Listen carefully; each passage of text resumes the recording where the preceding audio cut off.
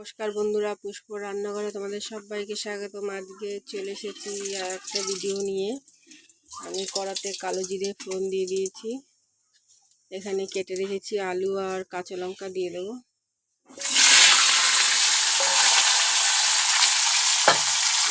পাঁচশো মাছ দিয়ে আলু দিয়ে ঝাল করব। আলুটা আমি একটু ভেজে নেব।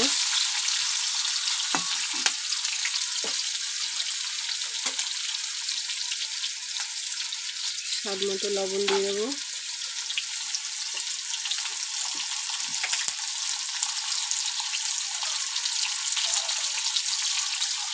এক চামচ হলুদ গুঁড়ো দিয়ে দেবো।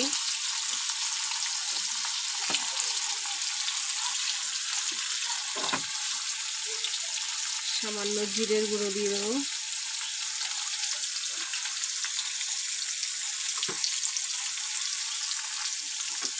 দিয়ে আমি ভালো করে ভেজে নেব।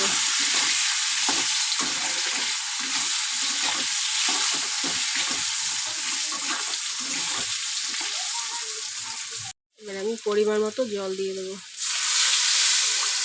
এটাও একদম সিম্পল রান্না।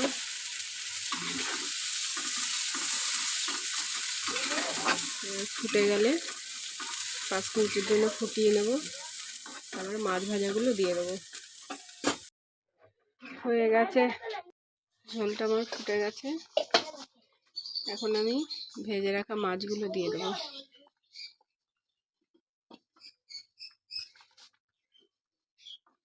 এটাও একদম হালকা পাতলা হবে।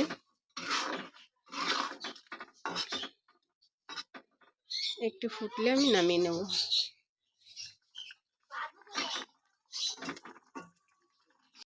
হয়ে গেছে আমার পার্শে মাছের ঝাল।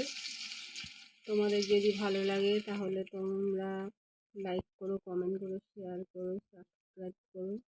আমি তোমাদের সবসময় পাশে আছি, পাশে থাকবো। তোমরাও থেকো।